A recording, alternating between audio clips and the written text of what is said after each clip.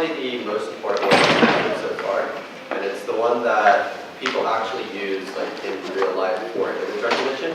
So we're going to be covering convolutional neural networks today.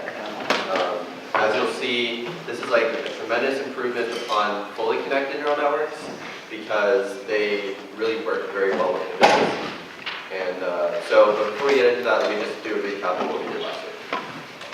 So last week we covered fully connected neural networks, and what we basically said is that a fully connected neural network is a whole bunch of linear classifiers strung together using a nonlinear function in between them. And so the reason why you needed the nonlinear function is because if you didn't have it, you'd just be doing a whole bunch of linear transformations, which all just collapse into one linear transformation. So that's why you need the nonlinear function in between them.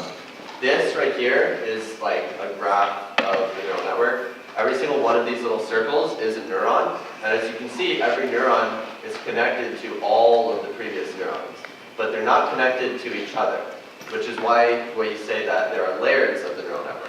You can organize all these neurons into a single column, and so we say that that column is a layer. And so you have the input layer, which is literally just the image data.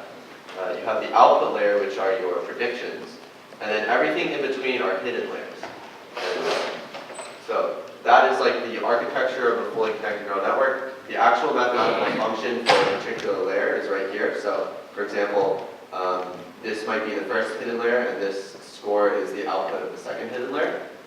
So you have the input image, you multiply it by a matrix, you add a bias. This is just a linear classifier, basically. But then you apply a nonlinearity, and you do that whole thing over again. And so each of these is just a composition of functions of the previous layers.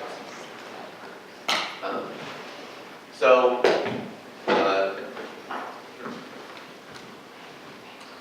one of the problems with using a fully connected network is that there are a lot of parameters. So every single layer has the number of parameters equal to the number of inputs times the number of outputs. So in this example on the right, you'll see that, say, the second layer, the hidden layer that's in blue, it takes in three inputs, outputs, 2.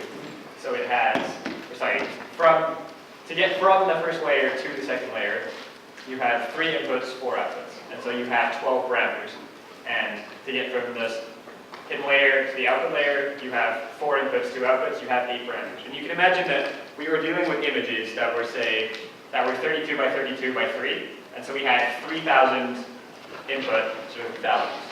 And so you can imagine that if I had a hidden layer that was roughly the same size as my input layer, I would have 3,000 squared parameters, and that's a lot of parameters to deal with.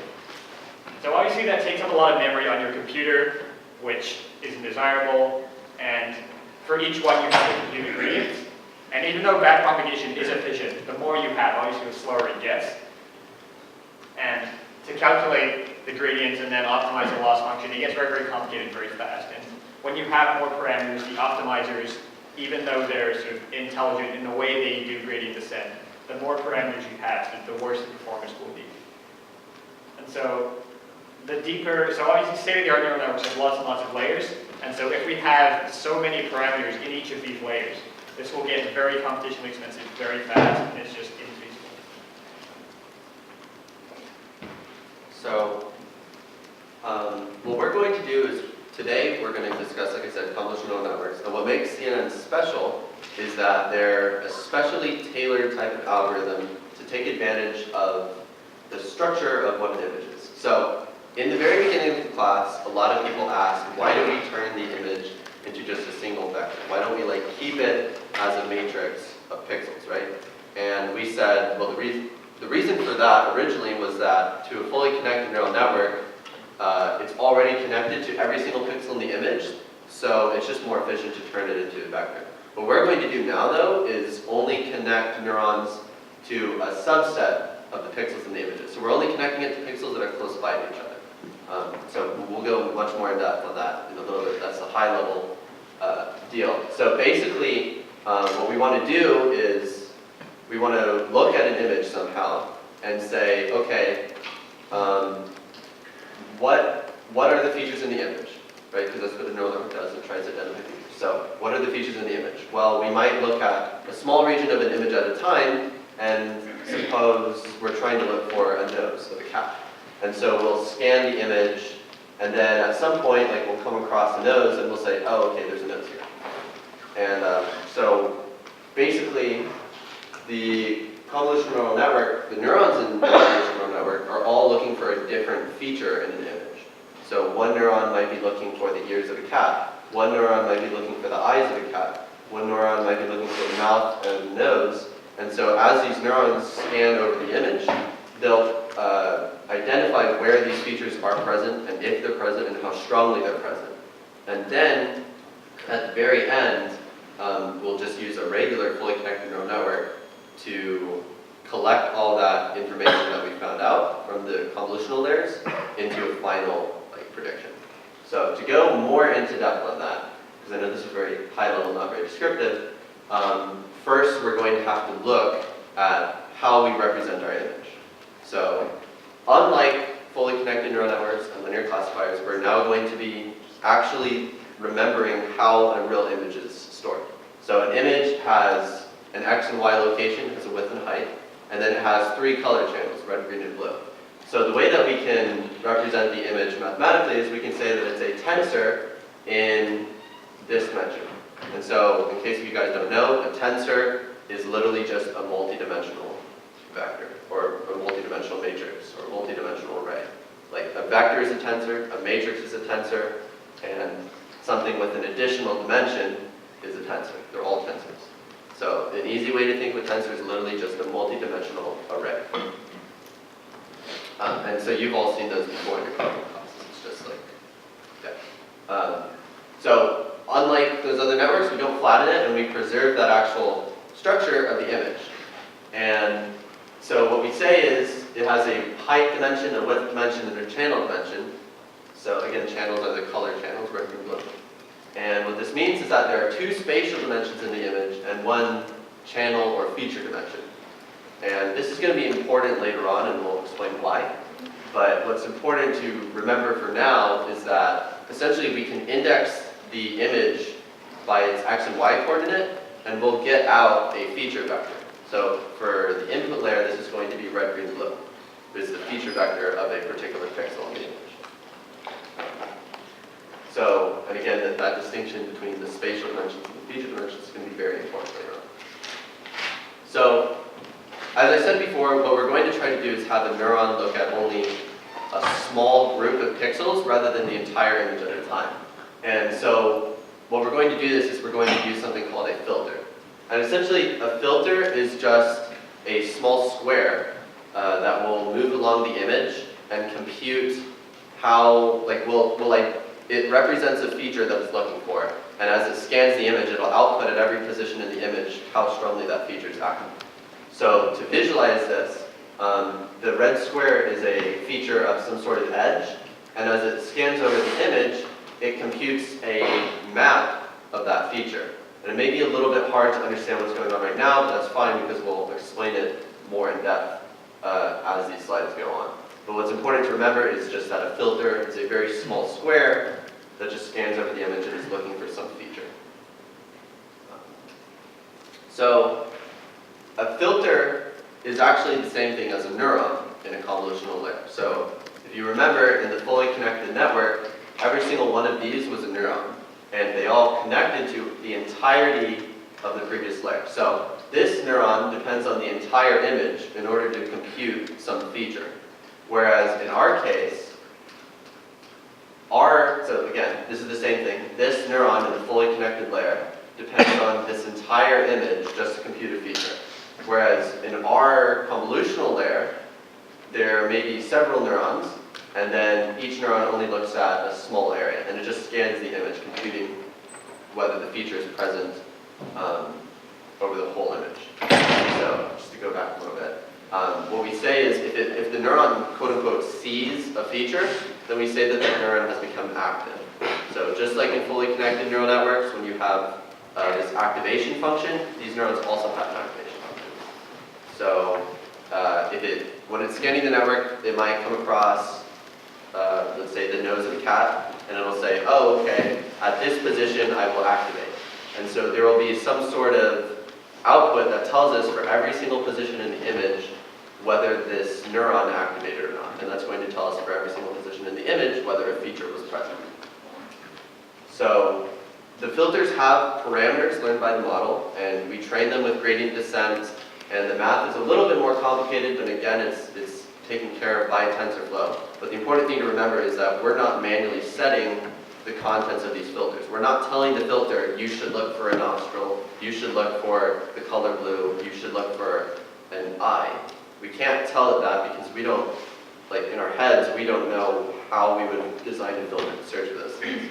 So that's, again, the whole point of machine learning. We want the network to learn how to do these things. So it will learn it by itself using gradient descent.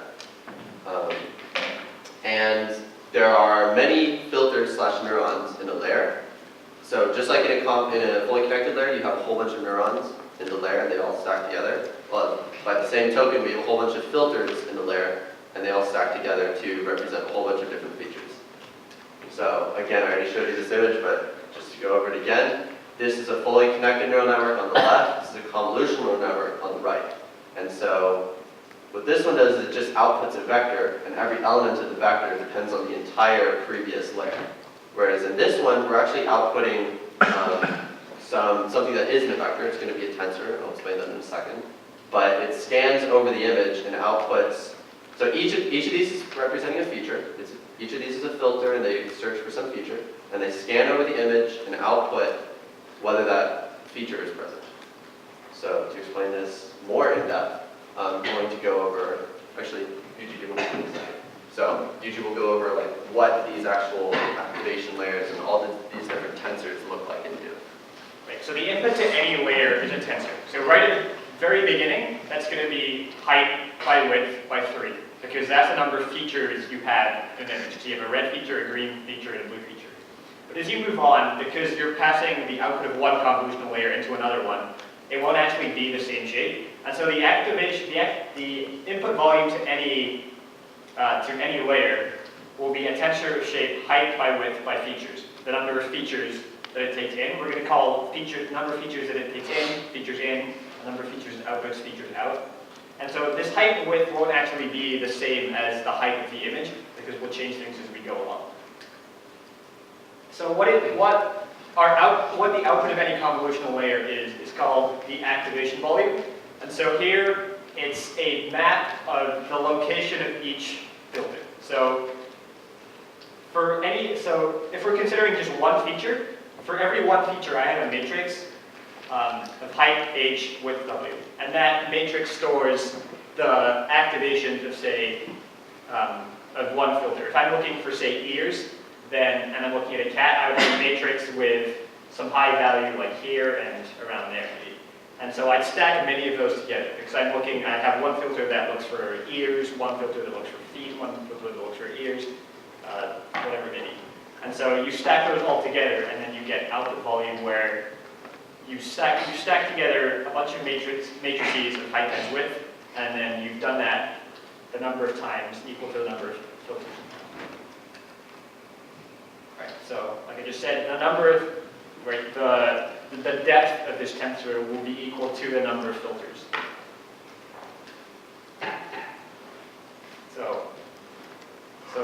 So like I just said, once you slice along each depth, that's what we call the activation map for one filter. It's just recording the information about where each filter was active.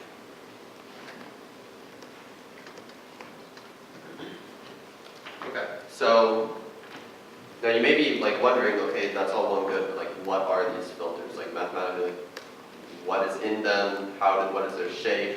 How are they working?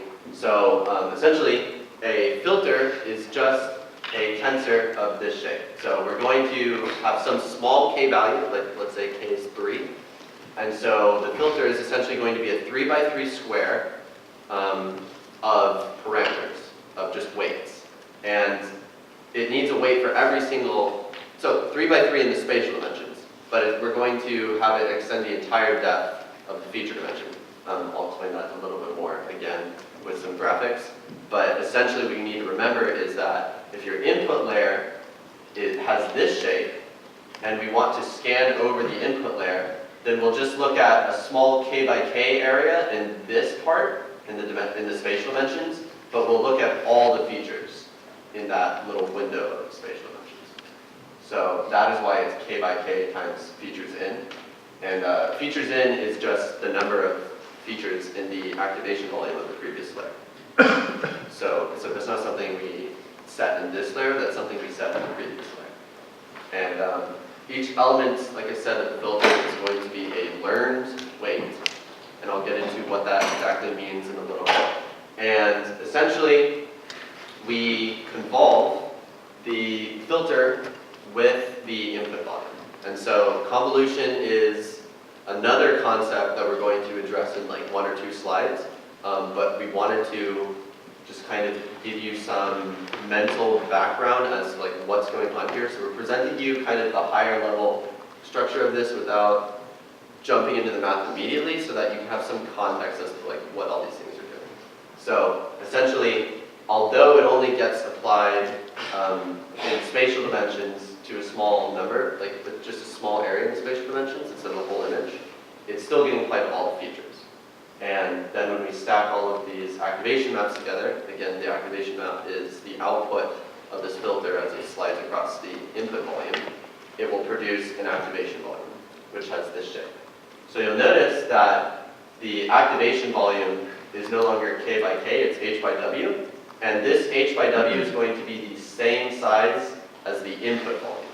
So the only thing that changed in the input volume is that now instead of features in, you have features out. So essentially what we did is we had some input volume shaped like this, and we did some sort of operation on it that turned it into a new feature space. So the spatial dimensions are exactly the same size, but the features that it's detecting are now different. So, yeah. So, to go over the math of how this works, so you have a filter, right? This is a small tensor that you scan across the image. So you move it from, you sort of start at one corner and then just move it along to every location on the image, like we showed you in the animation earlier. And so that filter represents a neuron like we had before in fully connected networks. And so it just computes the weighted sum. So you have a weight matrix W and you multiply it by whatever the filter rested on top of. So this produces this scalar value, and then that's what you put onto the activation map. When you scan across, you get a scalar in, say, the top left corner, and then you put that value in the top left corner of your activation map. Then you move it, you get a scalar, you put that value in the next value of your activation map, and so on. As you move across the entire image, you get an activation map matrix. Right. So you do this for every single location, and then once you've done that, you do it for many different filters, and then now you have a series of activation maps. Okay. So we can show you real quick, more in depth, with a concrete example of what this looks like. Yeah. So you start in one corner, you multiply a weight matrices. So you multiply it by some weight matrix, which is in the dark red here, and then you add a bias, and then, so when you're in the top left corner, you multiply by the weight matrix, you get a scalar, you put it here. And then you move across, you multiply, you get a scalar, you put it there, and then so on. You just keep moving on. To break down a little bit more what exactly you're seeing here. So what we're doing is, since we need to visualize this in 2D, but these are actually all 3D objects, that's why we've sliced it like this. So this entire thing here is one singular input volume. Remember, the input volume is height by width, and then the number of channels or features. So in this case, this is the red one, this is the green one, and this is the blue one. And then your filter also has to work on every single one of those features. So what we've done is we've just cut up the filter. Just remember, the filter is a 3D tensor. And so it is size 3 by 3, so smaller than the input volume. And every single slice of that filter operates on one of the features in here. And then what you do, so you scan it over and you you essentially compute using, you multiply the weights in the filter by the underlying values in here. So in this case, you do 0 times -1, and you just do that for every single corresponding entry, and then you just add them all up and you get a single scalar value. And so keep in mind the output volume is actually two-dimensional. And so that's what you're seeing here. This output volume right here corresponds to this entire filter, right? So this 6 was computed by scanning over each of these feature things, multiplying all of the respective elements of the filter, then adding all these up, then adding some bias term, just like in a linear classifier, and then you get 6. And the reason why there's two things in your output volume is because you've actually got two filters. This is one filter, and then this is a totally separate filter. So this filter might be searching for like a cat nose, and this filter might be searching for an eye. And we don't necessarily know what they're searching for, but each one's doing something different. So before we move on from here, does anyone have questions about how this math works? Yes? Did you say that spatial dimensions don't change? Yeah, so the So how are we technically down the to spatial 3 by- will, sorry, say again. How are we down to like 3 by 3 and we started with 7 by 7? Right, so does this have a stride you want to talk about?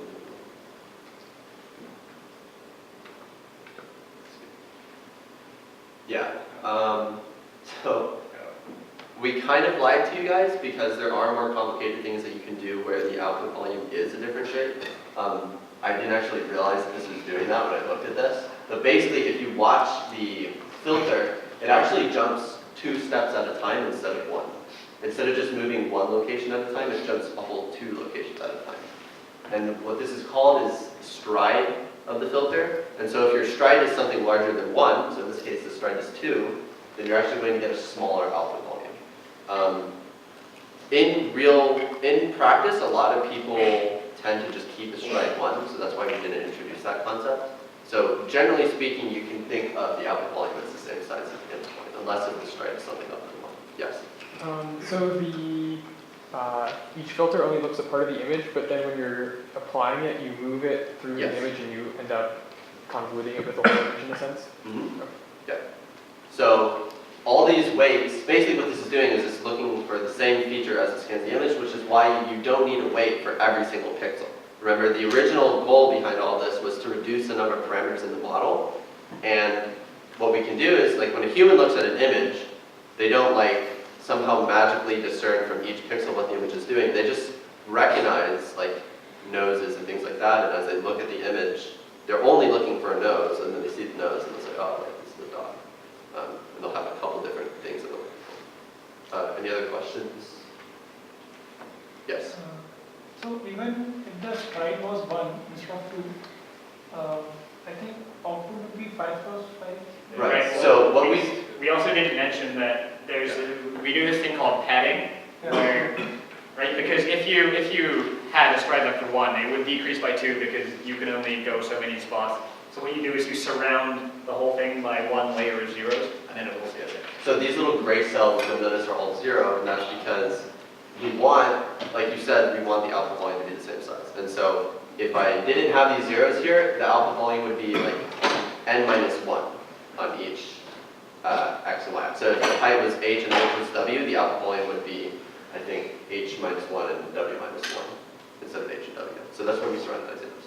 So for each feature dimension in the output, we need 1 filter. Yes. Volume. Yeah, so that's very important to remember. The output features, the number of output features is the number of filters in your layer.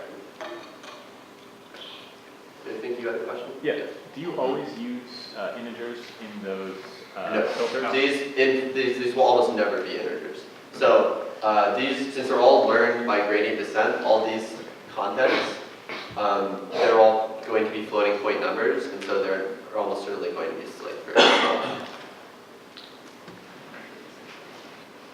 Any other questions? Okay. So moving on from here.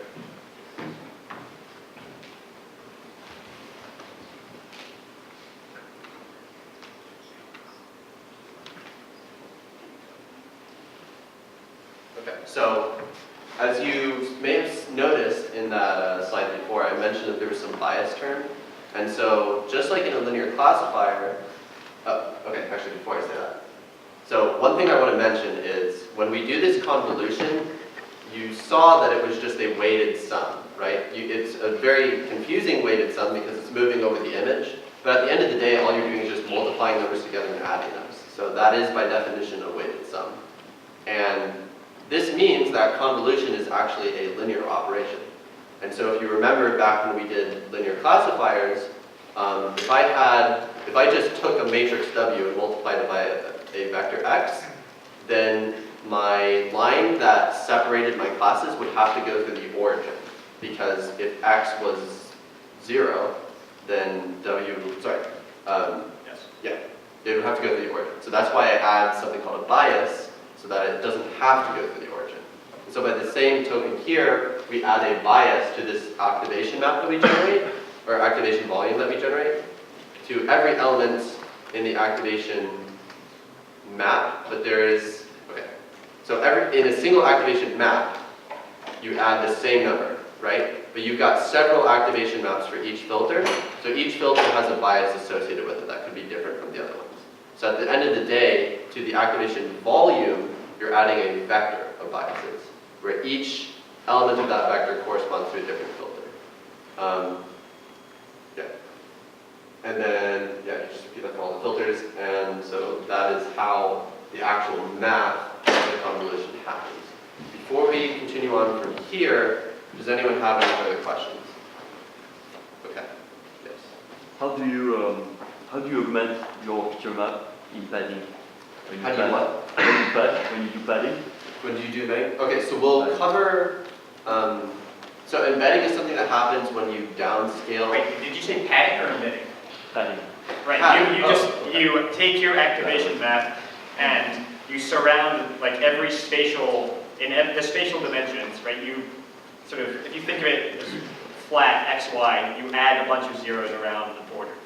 Oh, it's just zeros? Yeah. Just so that you don't influence the activation. Yeah, there are some alternative methods that are very similar, but honestly they're not necessarily proven to be any better. And so I like to just use this thing called zero padding, which is what we're talking about right now, because it's just easiest to understand.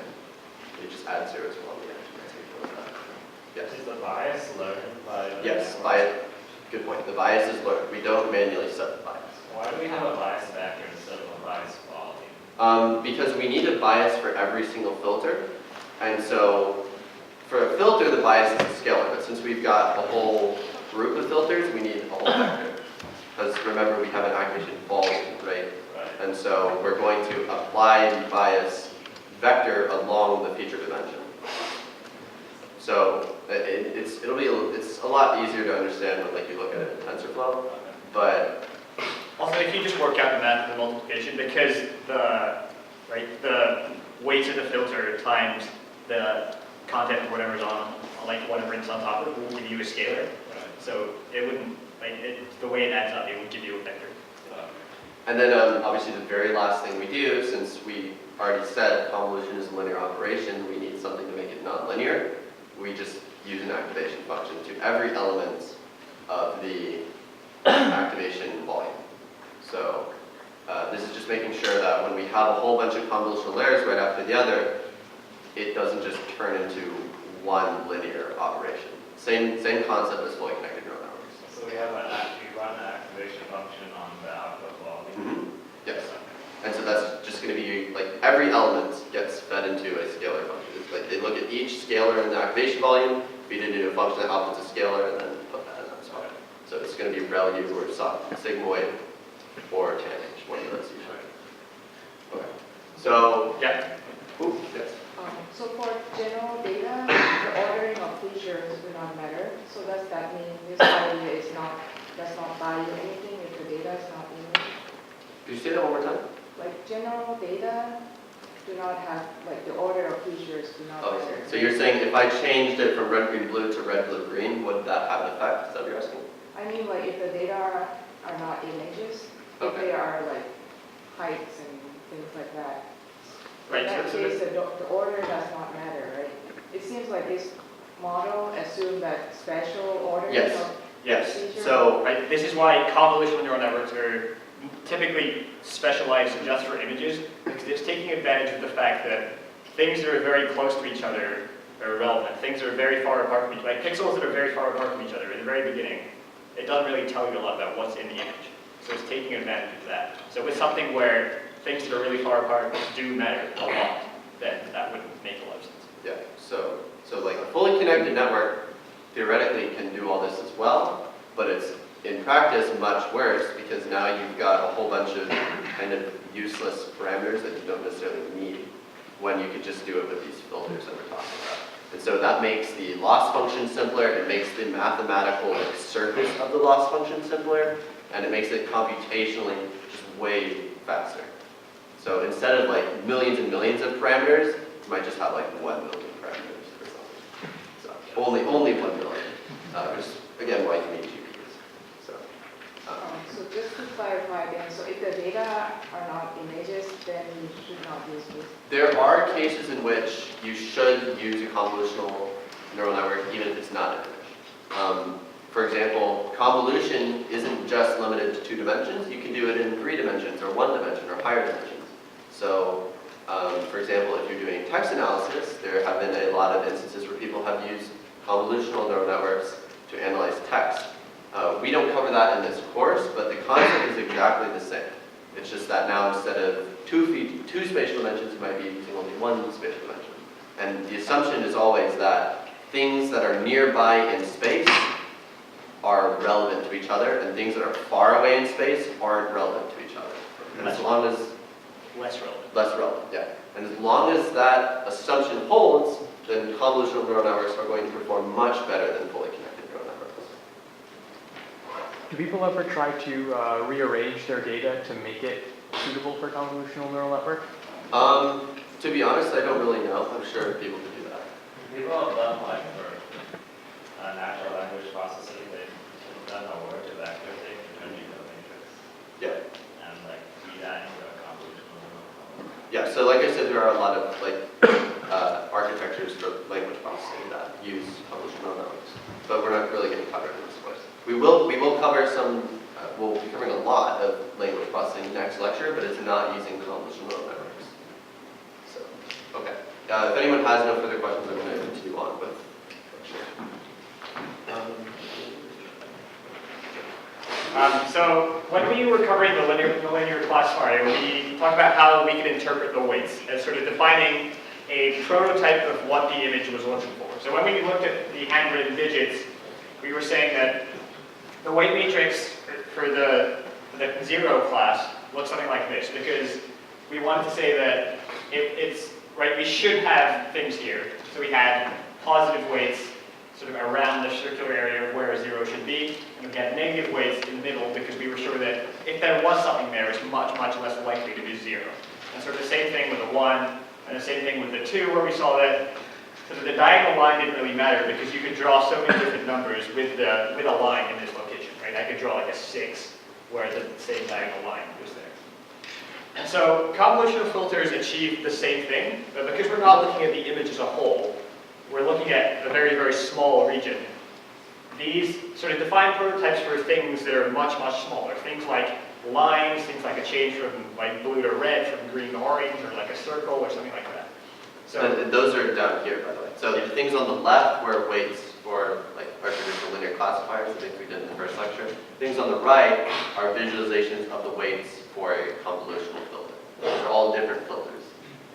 So, right, you see in these examples, like this filter, for example, is like the transition from blue to orange, and this is like a line that goes diagonally up to the right. And so, because dot products are a measure of similarity, every time this filter goes over at a location where there is something that looks like one of these, this will produce a high, activation. And when there's something that looks completely different from that, you get a very low activation. What you meant by the dot product thing was just that when you're looking at a particular spot in the image and you're trying to do that convolution, since it's a weighted sum is a dot product. So that's like what you meant by that.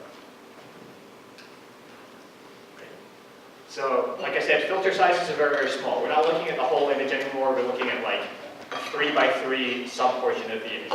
So we're detecting very, very small features like edges, color changes, things like that. And then as we go on through through many, many convolutions, now we're doing convolution not on the original image itself, but the activation maps of previous convolutions. So what that allows us to do is, it allows us to detect, now we're not looking at, say, the change from blue to red or whatever. We're looking at the combinations of how lines are next to each other, or how the changes of one color is next to the change of another color. So as we go through many convolutional layers, we're gradually identifying much higher level features. So at the very beginning, we might be looking for something like an edge, that's like a vertical line or a diagonal line, something like that. And then we gradually get into more general things like circles, squares, and then eyes, faces, right? As you can see, this is a very early layer in the network.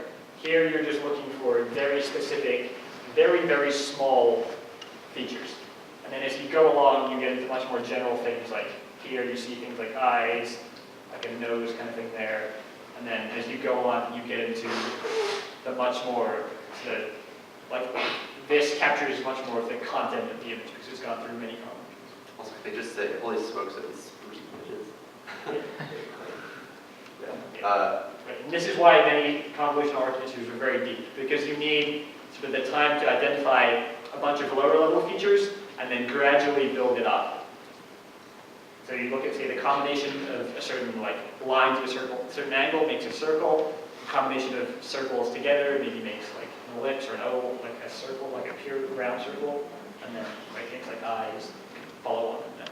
Yeah, so for CNNs, if we just output one of the layers in like intermediate layers, does that mean we could actually recognize it as something?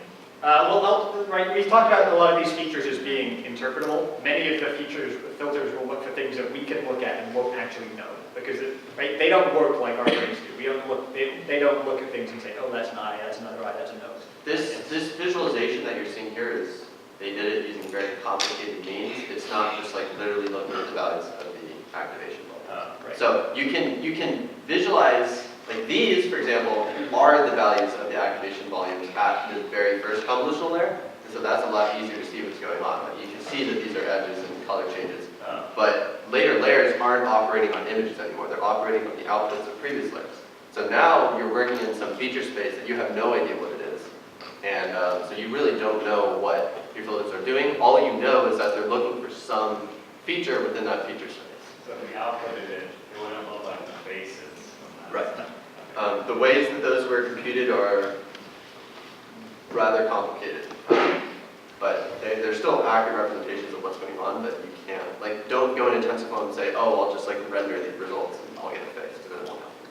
It's also important to know that the filters are, right, they're optimizing so that you can tell the difference between what you told it to tell the difference between. Right? This doesn't look like a 2 because it doesn't need to know what a 2 looks like relative to a piano. It only needs to know what 2 looks like relative to other digits.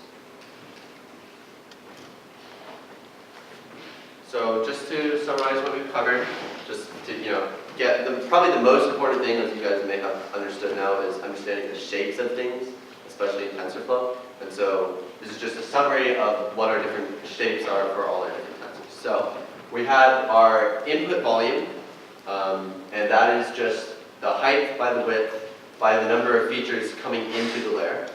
We have our output volume, which is just, our activation volume, which is the same height and width, but instead of the incoming features, it's outcoming features.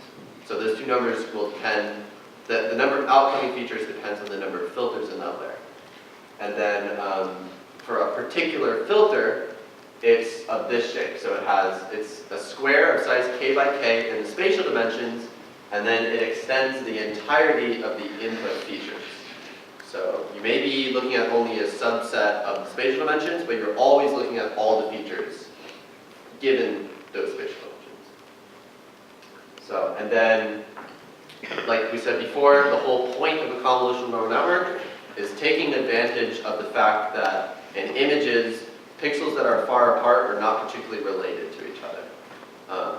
So, like a pixel on my shirt versus a pixel on that piano are not the same object, and we already know they're not the same object. So like, I don't need to design it, I don't need weights to both compute do a weighted sum on my shirt and the piano pixels. I just need to look at a small area.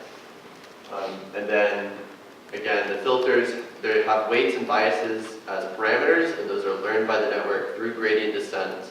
And although we don't cover those formulae here, it's the exact same concept as we discussed in the very first lecture, and also the second lecture with back propagation. And then, like we literally just said, filters create prototypes for the features that they're looking for, and then the weights become those prototypes. The same concept as in the linear classifiers, except now you're looking at only a small area. And convolution is a linear operation, which is why we need an activation function. Yeah. Cool. Rob, Yes. So like for the filters, you're looking like at a small subset of the picture, right? So if you let's say you had like something that recognized like pictures of faces, and like it would take look at like small sets and like find like edges and then turn that into like parts of faces and that kind of thing. But then what if you gave it like a large picture with like a small face, and then because then you would have like a filter that would recognize. So filters are not scale independent, and that is actually important. So like they are position independent, right? Because we're scanning the whole image. So at some point we'll find it wherever it's located. But there is a big difference between a face that takes up the entire image versus a face that's very far in the background of an image. And so the way that we handle that is on the whatever data set we train the network with, we artificially augment that data set by scaling the images or shrinking the images. And so then when we feed those new generated data into the network, it will have to learn how to do it regardless of scale. And so you might need more filters to be able to properly handle that, but as long as you train it properly, you should be able to do a decent job at dealing with scale in your images. That's actually a pretty key idea. We feed in lots of fake data, like really zoomed in, really zoomed out, slightly rotated, slightly blurred, slightly change the color, things like that. So that the model becomes less reliant on specific weight in your data. Yeah, and again, as we covered before, fully connected neural networks and convolutional neural networks and RNNs, once we get to those, all require huge amounts of data. So CIFAR 10 is 10,000 images, and that's like a small data set. Like real data sets for large-scale neural networks are like millions and millions, I think, millions of trained images, like millions of labeled images. So someone had to go in there and literally say, this is a dog, this is a cat, for millions of images. And now that we have those data sets, we've seen that you can get really good classifiers. Are there any more questions before we go on? Yes? So for the scaling, can you have like many filters, like 1 by 1, 2 by 2, 3 by 3, and just have them all so that you don't have to What do you mean by 1 by 1? Like K, basically. K is K 1? by K. I think, You said I suppose you could, but generally when you build filters, you just keep the size the same in the same layer. So you might have later layers where you change that size of the filter, but in a particular layer, just because we want to make full use of parallelism in computers, you really need all the filters to be the same size. But that's not like a hard and fast. Yeah, that's something that people have tried experimenting with. There aren't strong theoretical results on like how you should vary the filter size. And again, like things like filter size and number of filters, those are all hyperparameters of our network, or how many layers even is also a hyperparameter. And there aren't good answers as to why you do things. Like very few, I don't think really anyone understands like why you would assign a particular value of one of those hyperparameters. You really just do it by trial and error. And like you run your network for like weeks on one set of hyperparameters, then you say, oh, like it did well or it didn't well, and then you change the hyperparameters a little bit and you run it for another like couple days. So it's very time consuming to make those decisions. Yeah. So this works well for images because of the spatial locality, right? Are there other applications that computational nets do better than, say, an artificial neural net? Yeah, so for example, an artificial neural network is probably your go-to if you need something that can deal with data that isn't spatial. So like if you're given a data set, so like for example, in the very first lecture I gave an example of predicting whether it would die in the Titanic. Like we had features that were things like weight, age, where you were on the ship. Obviously, any of these could be dependent on any other feature, and you need to account for all this together. So there's no spatial independence there. You can't structure it in forms of some sort of input volume, really. So you wouldn't use a convolutional neural network there.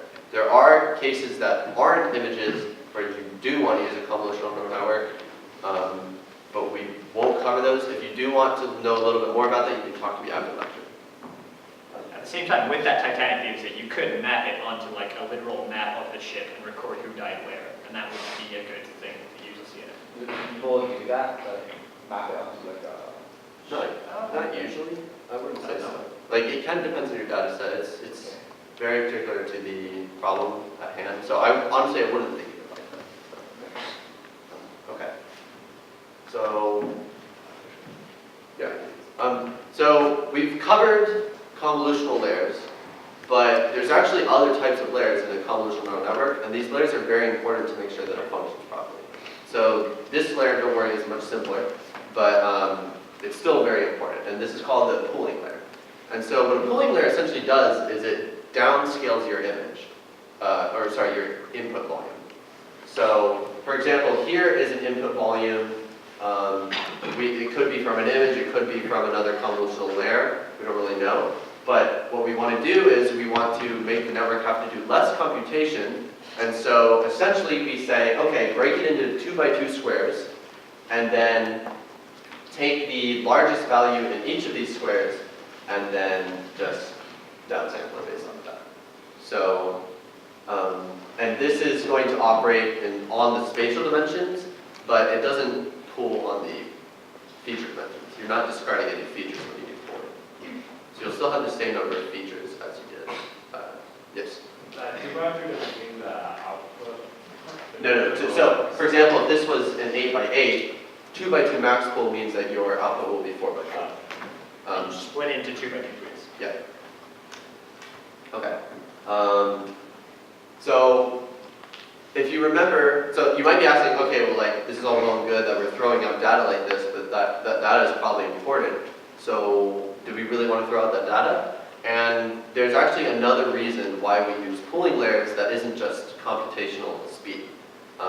Suppose that there is a filter or suppose that you're designing a neural network that is trying to classify a human, like a whole human body, right? So you have some image, and like suppose I'm standing here, and in order for your very last layer of filters to be able to determine whether it's a human, you need to say, okay, he needs to have feet down here, and then like hands over here, and a head, and some eyes, and all these things can be pretty far apart if we're looking in terms of the original input image. So like kernels the filter sizes were like 3 by 3 or 5 by 5, but real images are like size 32 by 32 or like much larger. Like actual images are like, 720 by 480 or whatever. So if I'm only able to look at a 3 by 3 area at a time, that means if I'm scanning my face or like my whole body with some feature or some filter that is looking for the combination of, let's say, eyes, nose, mouth to determine the face, well, it might be that in terms of pixels, they can't all fit within that filter, right? Like my eye is up here, but if this is as big as the filter is, then it can't reach that. And so what we really need is, that's the reason why we downscale, because we want to shrink everything so that it's all going to be able to fit within one filter, without having to increase the size of the filter, because the moment you increase the size of the filter, you're introducing more parameters. Another way to think of this is, since each filter is only looking for one feature, obviously that feature isn't present everywhere in the image. So the output volume, the activation map of that filter is going to be pretty sparse. It's going to be mostly 0 in most of the places, and then once it hits that feature, it will activate. But if it's mostly sparse, that means that we can discard all the data that's closer to 0, which is why we do max pooling. We say anything that's not that active, just get rid of it, and that will allow us to pool better. So in this image, this is like a higher resolution image. and this is a lower resolution image. And so what we've done is we ran max pooling, and then you get this. And so this still, the neural network will still be able to kind of identify shapes from this, but it doesn't have to do as much computation, and it deals with the problem of it being too big to fit within a single kernel, let's say. So, On the image on the right, a 3x3 image takes up much more of like a percentage of the overall image. So bigger things are able to fit in their filters. And now we're able to identify higher level features like a face as opposed to like an eye. so for example, if there is a filter located here and it's 3x3, it's actually, instead of just looking at 9 pixels, it's actually looking at like what, 36 pixels or something like that. I don't know. But yeah, so this is just a good way, without really throwing out too much important data, to be able to make it so you don't have to increase your filter size as the later layers go on. One key thing to mention, one term that actually isn't on the slide, but I'll give it to you as like a little bonus. For any individual feature, the area in the original input image that it can quote unquote see is called the receptive field of that neuron. So for a if you have a layer that's later on in the network, the receptive field on the previous layer is just the kernel size. But as you go and look at the receptive field on much earlier layers, it actually gets a lot bigger. So the very last layer of a convolutional neural network might actually be looking at an area or might depend on an area that is much bigger, like 32 by 32, even though the kernel size is only 3. Right, I never actually said. Okay, so I didn't explain what kernel was because I wanted to use as few definitions as possible. But a kernel is the weights in all the filters together. So since you stack all the filters together, that's a tensor that is k by k by input features by output features, instead of just k by input features. And so that whole thing is a kernel. Kernel are the weights once you've taken all the filters and put them in the same tensor. So if I say kernel, just know that I'm talking about like the filters basically. Just all of them together. Yeah. So will the max operator make the learning complicated, like the gradient and stuff? So like, since we're throwing out data, it means that the gradients for the things that we threw out are going to be 0. So there is some stuff that TensorFlow has to do to keep track of which indices should get updated and which shouldn't. It's more of an implementation detail though, it's not really even that big of a deal, I think, mathematically. And TensorFlow does it for us already. You do this for every layers, right? What's this? No, so we only do pooling periodically. Yeah, We don't do right. it every time. Yeah, so presumably we only pool once we think that the information density of that layer is going to be too sparse. So the information density being like, if now my neurons are only active like every now and then and the activation is super far apart, the information is not very dense. It'd be dense if those activations were lumped together closer. We only pool when we realize that now we need to look at sort of bigger things. So every pooling layer is when you kind of take a step up and you say, oh, instead of just edges, now I'm looking at like whole shapes at the time. So it's not automated. Right, that's another hyperparameter. The choice of how many layers and which layers are convolutional and which layers are pooling is a hyperparameter. Yes?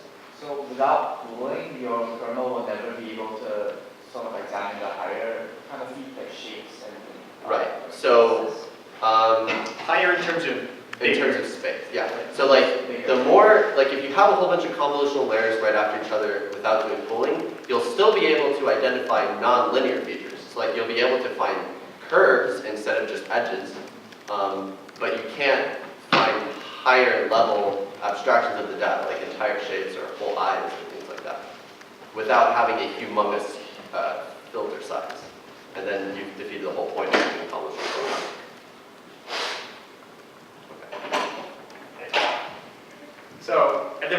once you've done all this, hopefully, right, once you've gone through many, many convolutions, we've talked about identifying much higher level features. Like if I'm trying to identify a cat, things like where its face is, where its legs are, where the tail is.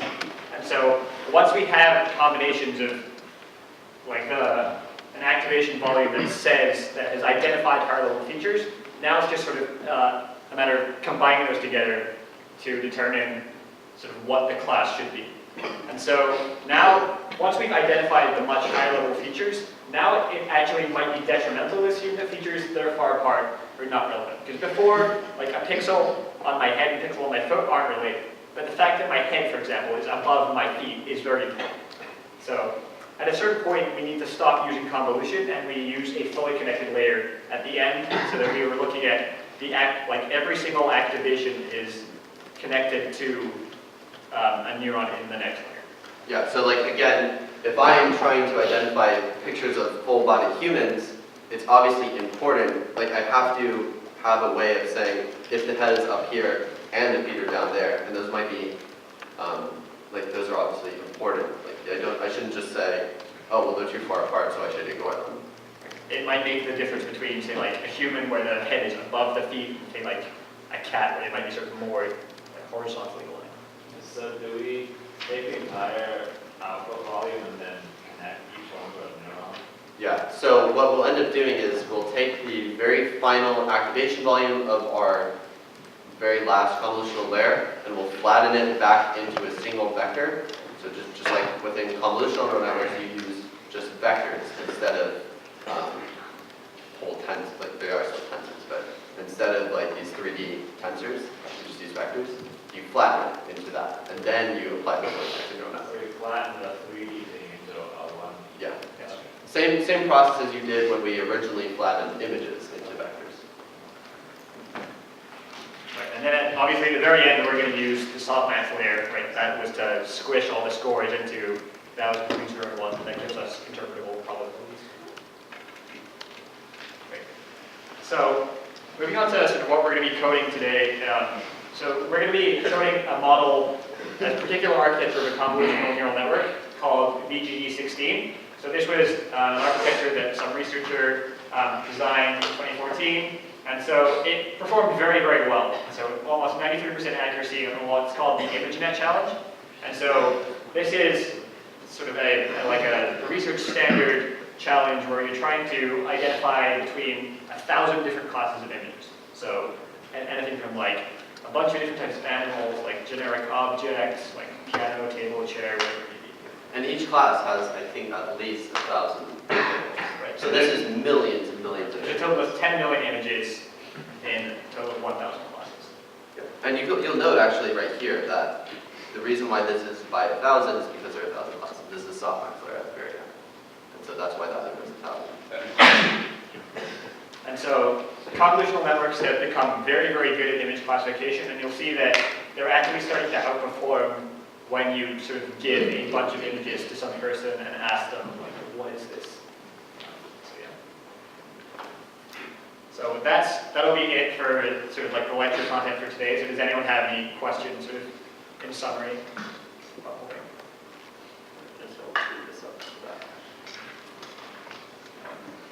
If not, yeah. So in the last slide, you just said that the volume is finally reduced to 1 to 1 times 1,000. Yeah. But you also said that it actually has to be just feedback to the fully connected neural network. So is that the same thing? Sorry, could you repeat? I'm sorry.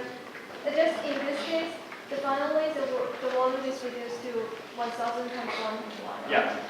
But also you just said that actually the finally we have to fit the final volume to unfold this final volume and to fit that into the fully connected neural network. Right. These things in blue, these are fully connected layers. Right. So the last parts are actually fully connected. Yes. Yeah.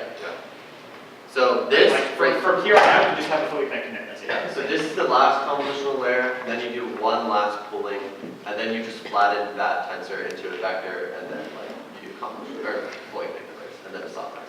Okay, is that how you just write this? You just like if you have a cube, I just take what's here, then what's there, what's there, right? I go across like 2D and then I move like depth and then I do it again and then I move further in. You're literally just listing every element of that cube.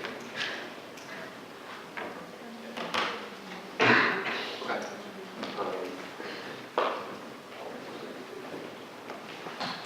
So today, the code that we're going to be implementing is not going to be implemented entirely by scratch. Because obviously, like VGG 16, you know, at least hopefully, how all this works, at least looking at the image. There are more complicated elements in it, various tricks that they use to get better performance. And we haven't necessarily covered all those things. So for example, just to throw some terms at you that you won't understand, they use dropout, they use dispatch norm, they use the better weight initialization, and we don't really do any of those things. So although that's in the code that we're going to show you, we won't really explain necessarily how that works. We're really just focusing on how to implement the actual convolutional layer. So I've just uploaded a zip file similar to last time, which will have keep your notebook and some few data files. Does everyone hopefully by this point have like Jupyter working? Okay. Thank you. Alright. So I'll just set this up on my computer real quick and then we can get started. It'll take about like 1 minute. So.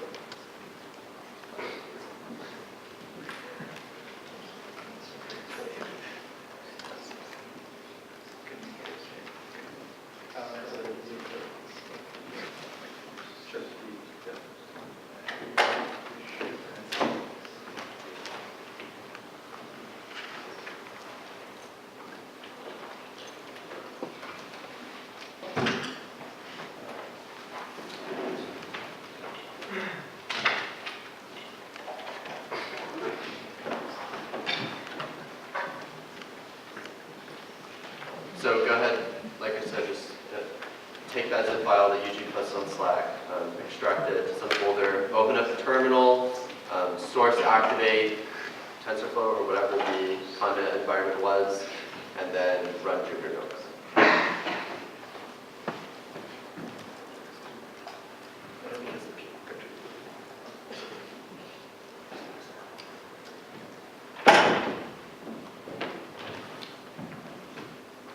If anyone has any problems, just yell at Ryan or one of our TAs. Yeah. Because Eugene's going to be explaining code today. Assume looking at the left does work.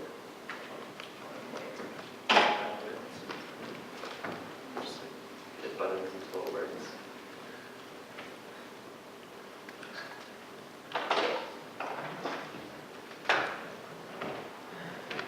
Also, another reason we couldn't have you guys treat this network from scratch is that it would take 2 to 3 weeks on like a state-of-the-art GPU.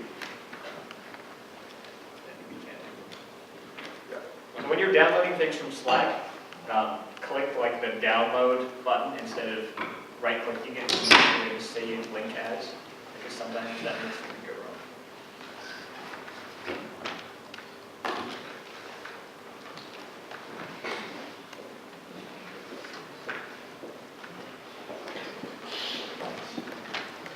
Does everyone manage to download the file? Okay, cool. We're just dealing with it.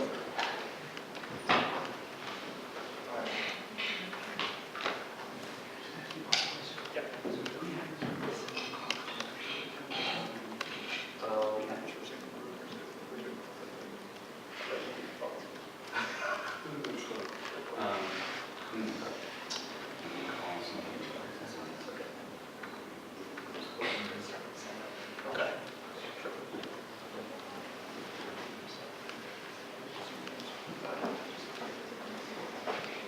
Let's put it in the file.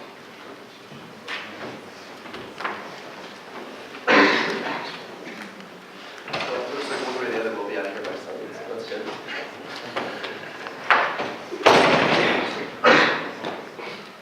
Right.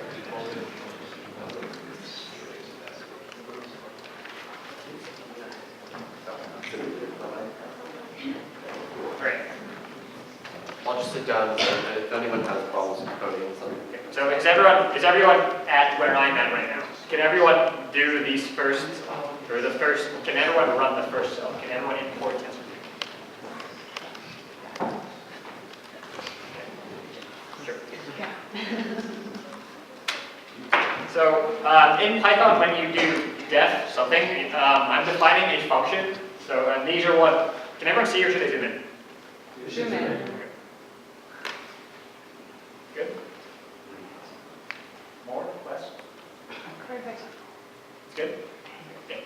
So here I'm defining a function called conv, which will create a convolutional layer for me. So I'm going to tell it what the inputs should be, and I'm going to tell it what the name should be so I can load pre-trained weights that I have saved on my computer and which I put in the zip file. And so, like we said before, we want to use this TF variable scope so that everything in this layer will be named sort of after what layer it's in. So I'll have W's and B's in every single layer, but when I use the variable scope, it'll tell me sort of which W I'm dealing with. Am I dealing with a W in the first convolutional layer, the second, the third, whatever it may be. So that's what I use that for. And then, so here, in each convolutional layer, so the W is actually the kernel, and the B is the bias vector. So W is a tensor, and B is a vector. And so I'm going to call these W and B, and I'm going to initialize them to values that I've saved on my computer. So this is what the initializer does. When I say initializer equals weights, that's because I had weights here, which I got from loading. Okay. And so the key function in this, or the key function within this cell is this tf.nn.conv2d function. So this is the function in TensorFlow that does convolution. So you have to tell it what the inputs are, what the filters are, and then so strides, as we discussed, is so the first one is for batch and then width, height, dimension. So when I set all of these to 1, I'm saying move across for 1 pixel or 1 sort of spatial, because later convolutional layers, they aren't actually the original pixel, so 1 spatial location at a time. And then padding equals same. That means that I'm going to pad 1 pixel around the edge so that when I use a stride length of 1, the output volume will have the same spatial dimensions as my input volume. Yeah? Can you explain again why there are 4 ones there? So every tensor that I feed in has 4 dimensions. Oh, so remember last lecture how we said that we have a batch dimension that we're not addressing in the slides, but in TensorFlow we use the batch dimension for the efficiency that comes with parallel processing. So that the first dimension in all of these, well, almost all of these things is going to be the batch dimension. So with the exception of the variables. Variables don't have the batch dimension because of it. Broadcast over the batch dimension. If you don't know what that means, don't worry too much about it. Just know that that's batch with height features in that particular case. Everything we covered in the slides, we were talking about dealing with 1 image at a time. But when we're actually doing things in TensorFlow, we'll want to do, say, like 100 images at a time, whatever it may be. And that's why we have sort of this 4th dimension. And then the 3 ones after, right, these are the things we were dealing with before. The height, the width, and then the number of features.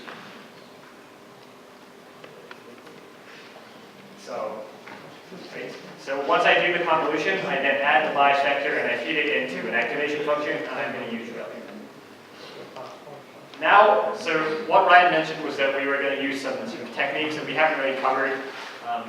We're going to do this thing called batch normalization. And what that does is it will standardize the outputs to have sort of a fixed mean and variance that makes it convenient for the next layer so that the inputs to the next layer aren't all biased to be like really high or really low, because then it'll depend on sort of how we initialize the weight. If we initialize the weights uniformly with mean 0, then if all the inputs are really, really high and positive, then all the outputs will suddenly be skewed to be very high and positive. I should post this slide by the way. Why is the bias add-on inside the rel function instead of after? Because the rel function has a particular shape, right? Like at 0, it becomes just y equals x, but before 0, it's just y equals 0.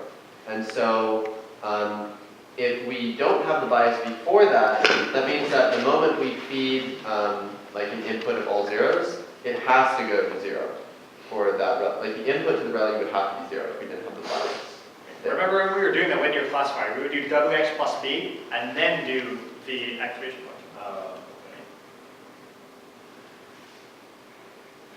So that's what, so this conv function, that creates a convolutional layer for me. Now this pooling function, it's much simpler. Again, I define variable scope, so I know, so I can keep track of where my things are. And then I use this max pool function. So this k size is referring to the size of these grids that I'm dealing with. So here, again, the batch dimension is 1. So now I'm dealing with a 2 by 2 square, and then one feature at a time. And then I'm moving it 2 by 2, which means that I'm doing a non-overlapping 2 by 2 square. So I have a 2 by 2 square, and then sort of the next one will be sort of right next to it, not overlapping. The filters we would have them overlap because they'd be bigger than 1 by 1, but we'd move them one at a time.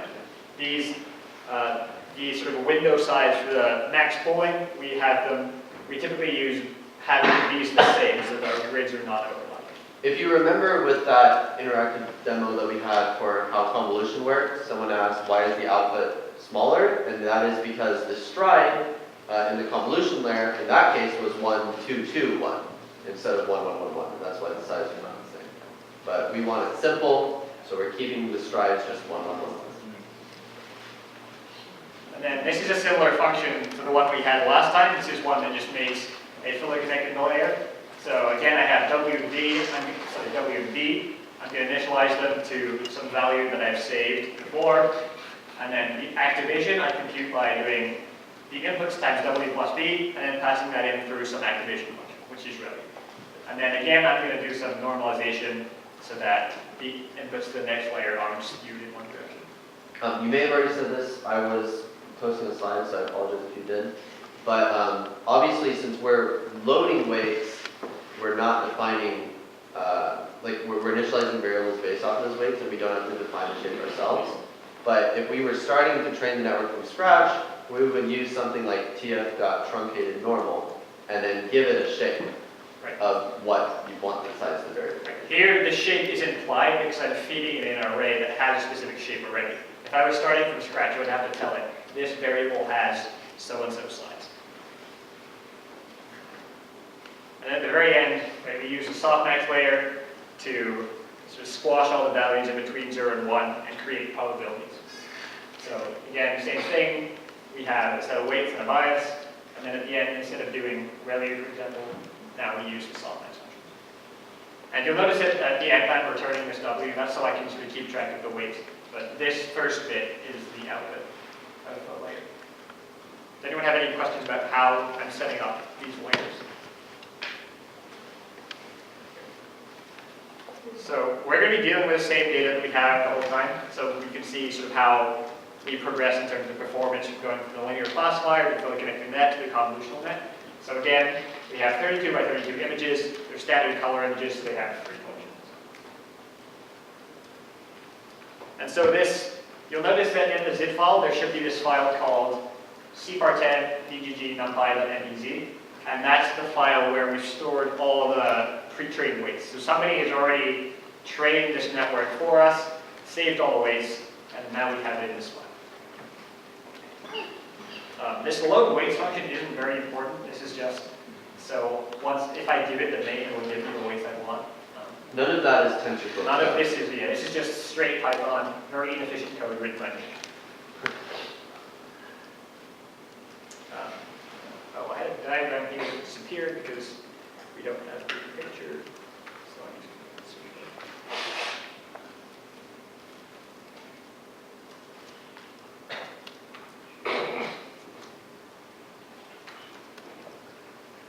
Right, so this is the architecture of BGG16 that these researchers designed. So you start with the image and you do, the way this notation works is here, this is the size of the filter. So we have 3 by 3 filters, and we do convolution, and we have 64 different filters. And then we do it again. And then here, we decide to pool. So now we said, we've just looked for 64 very low-level features, and then done it again using the output of the first convolution. And then now we downsize our input volume using a pooling layer. And now we do a 3x3 convolution again, 128, 3x3 again, 128, and we pool again. And then you'll see that sort of these are groups. What we do is we do several convolutions at once, then pool. Do another set of convolutions, pool. Do another set of convolutions, pool. The numbers at the bottom where it says size 224, size 112, that is like the size of the spatial dimensions in the activation volume. So every time we pull, the activation volume is going to shrink, just because we're dividing all the dimensions by 2. So that's why those sizes are getting smaller and smaller. Or by 4. By 4. How about the size on the top? Number on the top. The number on the top, so this is the number of filters I'm using in each convolutional layer. What do you put the double in every time you pull it? Yeah, that's what they decided to do, is to use an increasing number of filters as you go along.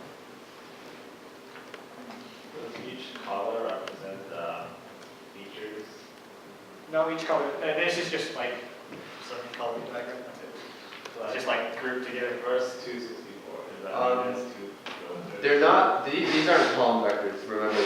The activation volumes are 3D tensors. These represent layers at a time. Yeah, that's just how they decided to draw it.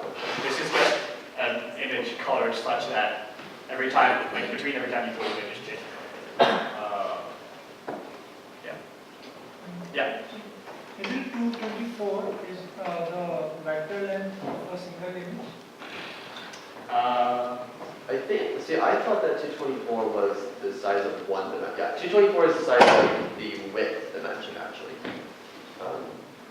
Oh, actually, yeah, sorry. We're dealing with 32 by 32 images.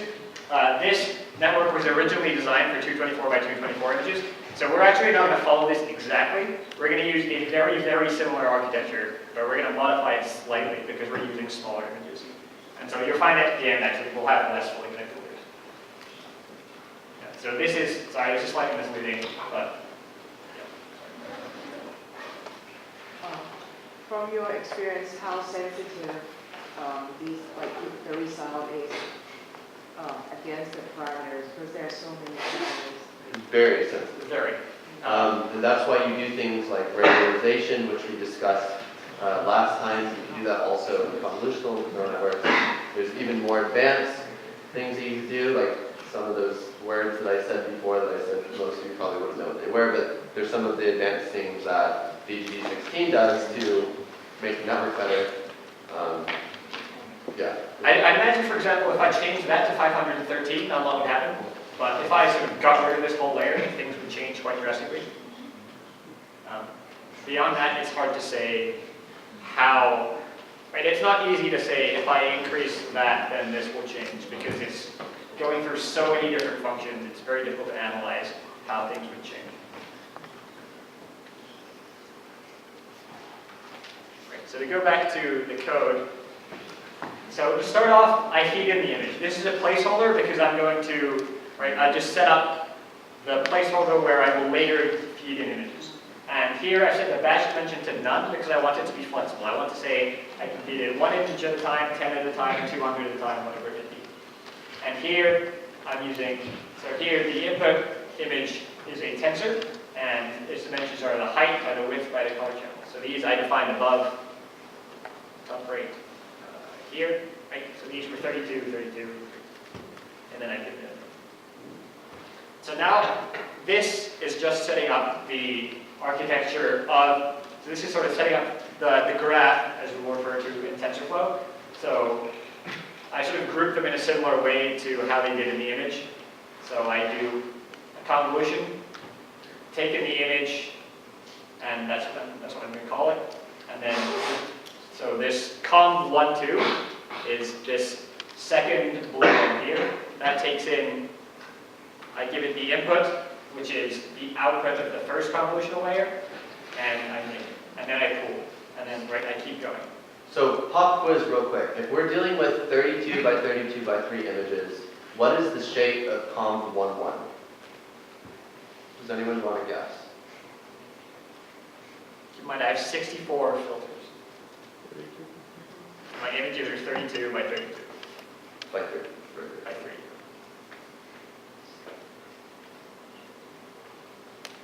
Okay, it's not the end of the world if you don't get it right. You could just say 42. And I'd still be happy that you said something, so. 42. Okay, nice. So, So it's 32 and the number of features. so you're right. The spatial dimensions don't change in size because we haven't done any pooling and we're using zero padding. And so that means that it'll be 32 by 32 by the number of filters, like you said. So in this case, I think 32 by 32 by 64. Yeah. And technically, it's technically however many elements are in the batch by 32 by 32 by 64 because we have that batch dimension. But yeah, for simplicity's sake. Right. And then we mentioned at the end, once we've done a series of convolutions and pooling, at the very end, we're going to flat the whole thing and then do 2 fully connected layers and then a soft, or 1 fully connected layer and 1 soft connected. So in original BG16, they had like 3 fully connected layers and a soft. Right. Because now we're only classifying into 10 classes, we don't need as many fully connected layers. So this pred, short for predictions vector, will be a vector of length 10. Yeah. So the function returns 2 values. Yeah. But we can use the second one. Well, I have made a return both the output and the weight tensor, so that I could keep track of the weight tensor. But that's sort of just like a minor implementation point. I could have had it to return just the output and done the same thing. We output the weight tensor in case if like we wanted to say, oh, let's take a look at the weights and see like what they are, things like that. Okay. So like what size it is. Anything else? Yeah. So where's the numbers of filters specified? Right, so this was a point that we went over before. Because we're using like we're loading weights from this saved file, it'll automatically figure out what the size of the array that I fed it in was, and then it'll be able to deduce how many filters I should have had. But if I was designing this from scratch, or if I wasn't initializing the weights from some saved file, I would have to specify what the shape was. Right, but that's implicit in the weights that I initialized to. So for example, for that very first one, your weight shape would be 3, 3, 3 again, actually, because there's 3 color channels, and then comma the number of filters. So the second layer would be 3, 3, 64, comma, and then the number of filters. Because previously I had 64 filters. Where are we calling the function? Load weights? Where did I call it? Yeah, so I called it like inside each of these. Remember that in TensorFlow, we set up the graph and then we like run stuff on the graph. So right now we're technically just defining all the helper functions and setting up the graph, and then we'll initialize the twist. You'll often see implementations of TensorFlow that look like this, where you define some sort of layer. You won't have this because you're not loading anything. Then you'll have, with variable scope, and then you'll do like activations as this. You might normalize it and then return the output. But right, I've added the load weights because we want to be able to use it.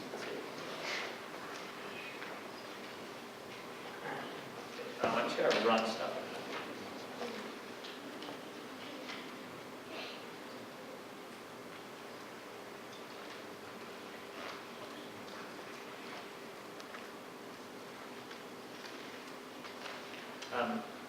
Has everyone been able to run things up until, has everyone been able to run this cell? Obviously, you'll need to run the cells before. Right, yeah, you have to run everything up until that to run this. If you haven't been able to, yell at someone. I'll take advantage of this, everyone has. So this is the same method we were using before to load in C-Quartet data, which was the data set we've been using the whole time. Again, we've been saying that we want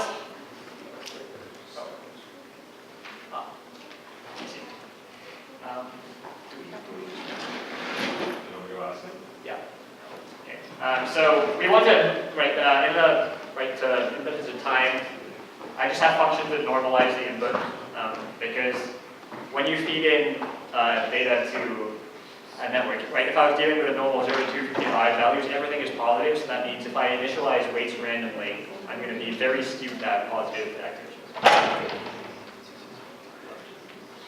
So I load all of that in. Define a placeholder y, which I'll feed in the labels, and then define these two measures of like count how many are correct, and then count the accuracy. So I'm testing this on, I think, 300 random images. You'll see that it got all of them right. Now, this is actually slightly misleading because I'm using data that the network was trained on. So it's already seen these images. So I don't actually know if they just sort of like memorized everything. So image number 256 is the cat. Image number 257 is the car. Whatever, I don't actually know. So to actually evaluate my model, I have to test it on data that it hasn't seen, which is where I use this test batch. For context though, if you remember, the linear classifiers, even on training data, they were still only getting 70%. Fully connected nets were able to get like 95%. But as we'll see in a moment, the test error was terrible. So it's always good. So even on test error, now we're getting 94% accuracy. So you'll see that these models are performing much, much better than the linear classifier, much, much better than the So if the linear classifier, I believe, had something like 20% testing accuracy, the fully connected net, I think, had like 40% testing accuracy. And this obviously is like really good. So in case you didn't believe me that this data was something that I hadn't seen, I've written code that, so you just had, if you could provide any arbitrary image, just here, write the file path to your image. It has to be a 32 by 32 image, and it has to be one of these 10 things, obviously, or it won't be designed to classify that thing. And so I have some random image of a bird, and it's able to correctly predict that this is a bird. Even though bird images come in like many, many different formats, this is like a zoomed in picture of a bird's face, and it's still able to identify that this is a bird.